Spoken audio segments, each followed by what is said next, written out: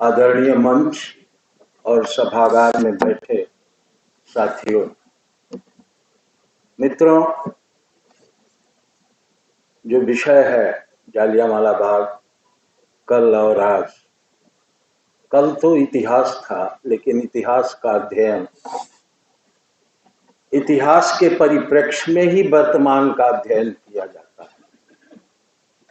कल कैसा था, आज क्या सचमुच में जालियांवाला बाग जीवित है?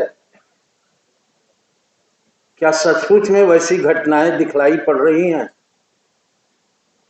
सबसे पहले तो मैं पंजाब की इस वीर भूमि को नमस्कार करता हूं, जहां गुरु गोबिंद सिंह, लाला हरदयाल, भगत सिंह, सुखदेव, राजगुरु जैसे शहादत देने वाले हमारे वीर पैदा हुए, जिस पर पूरा देश नाच करता है, जिसको प्यार से हम शहीद आजम कहा करते हैं। मित्रों, इस विरासत का ही प्रतिफल है जालियांवाला बाग। भगत सिंह पंजाब में ही पैदा हो सकते थे। जालियांवाला बाग की संभावना पंजाब में ही थी, आप ही की धरती में। जो शहादत का जज्बा था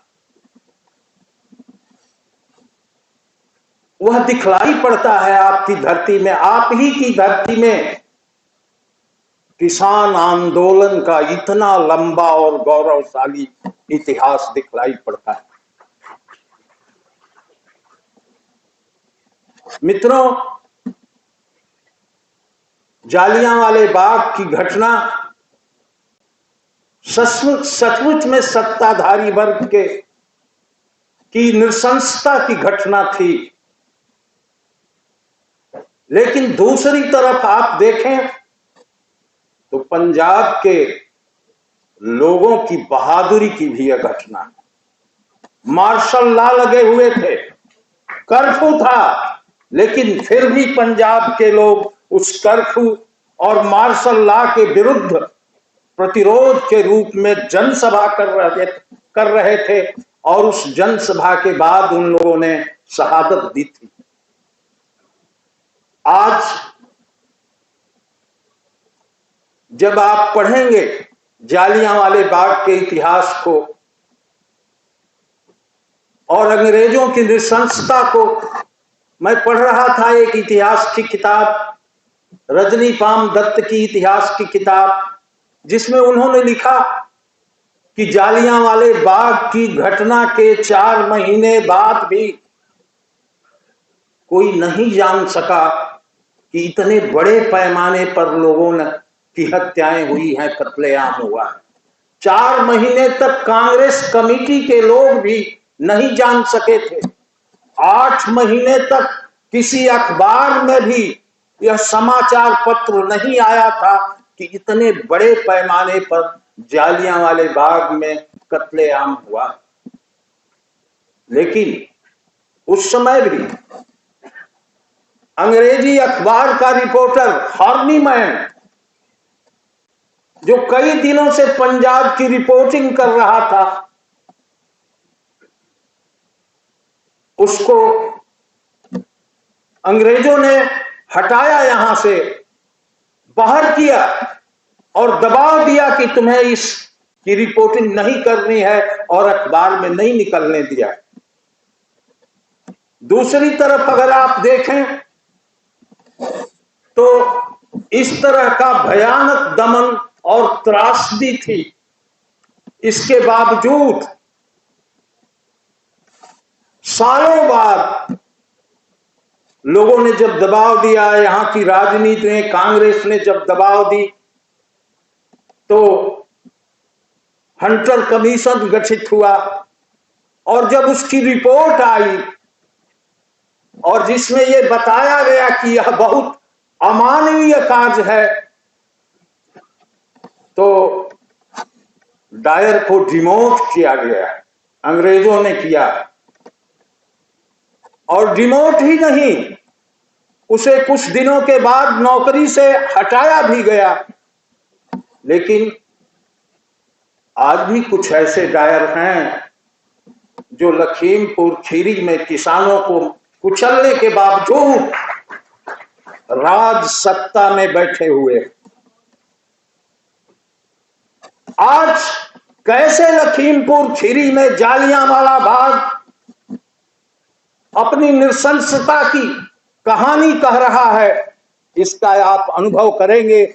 और जालियांवाला बाग इससे बड़ा निर्दयता पूर्वक कार्य नहीं था, जब अपने ही लोग अपने ही भाइयों पर गाड़ियां चलाकर कुचल रहे हों, किसान हड़ताल कर रहे हैं, आंदोलन पर बैठे हैं किसानों की बातें नहीं सुनी जा रही हैं और कहा जा रहा है देशद्रोही हैं, आतंकवादी हैं, नक्सलाइट हैं। क्या क्या नहीं कहा गया किसानों, क्या क्या नहीं कहा गया। क्या जालियांवाला बाग आज जीवित नहीं है हमारे भीतर? इससे जीता जागता और क्या उदाहरण हो सकता है जो अभी अभी तुरंत घटना घटी है आपके? तो इस रूप में अगर आप देखें, इतिहास का अध्ययन करें और वर्तमान को समझें तो बहुत फायदे हो सकते हैं और संकेत मिल सकता है कि हमें क्या करना चाहिए इस तरह के दमन और शोषण के खिलाफ। मित्रों, मुझे याद है बिहार की भूमि भी पंजाब से गहरे रूप से जुड़ी हुई थी। एक बिहार का ही क्रांतिकारी भगत सिंह के विरुद्ध साजिश में था और उसने गवाही दी थी, जिसके चलते भगत सिंह की फांसी हुई थी। फणींद्रनाथ घोष बेतिया का रहने वाला था, लेकिन बिहार के ही बैकुंठ शुक्ल ने उस फणींद्र घोष की हत्या करके भगत सिंह की फांसी का बदला चुकाया था। मित्रों, इन शहीदों के प्रति बिहार के कवियों ने अथवा हिंदी के कवियों ने जब लिखा, निराला ने जागो फिर एक बार, तो उसमें गोविंद सिंह का नाम लेकर निराला ने कहा कि शेरों की माद में आया है आज श्यार, जागो फिर एक बार, 1.25 लाख पर एक को चढ़ाऊंगा, गोविंद सिंह नाम निजना कहाऊंगा, योग्य जन जीता है, स्मरण करो बार बार, जागो फिर एक बार। तो इस तरह की कविताएं थी हमारे पास, इस तरह की रचनाएं थी जो शहीदों को उत्प्रेरित करती थी और शहादत को सलाम करती थी। आपको याद होगा कि जिन दिनों भगत सिंह की फांसी हुई थी, हमारे यहां 1928 में एक पटना से अखबार निकलता था, जनता अखबार। उसकी फाइलों को मैं खोज रहा था पटने में, राष्ट्रीय आंदोलन में पत्रकारिता के इतिहास के संदर्भ में। तो मुझे वह फाइल मिली भगत सिंह की फांसी पर।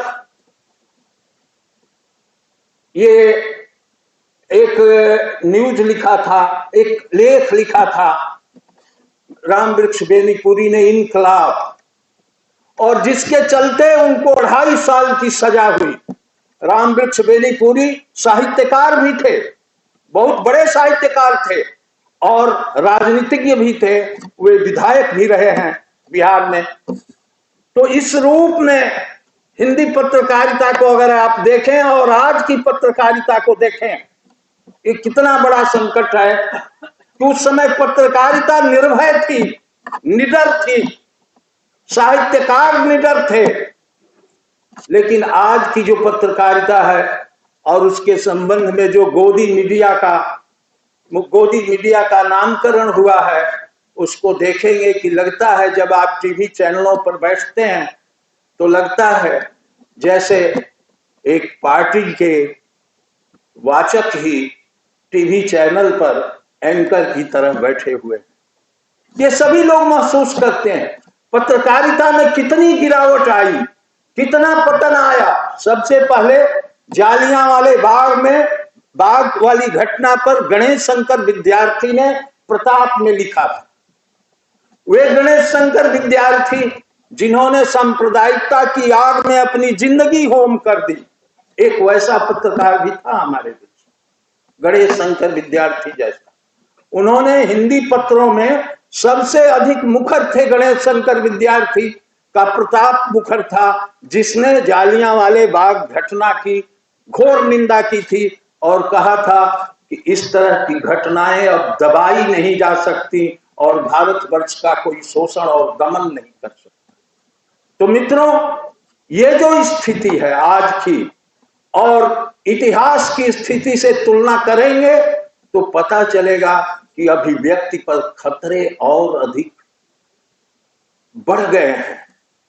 लोग बोलना नहीं चाह रहे हैं बुराई के विरुद्ध।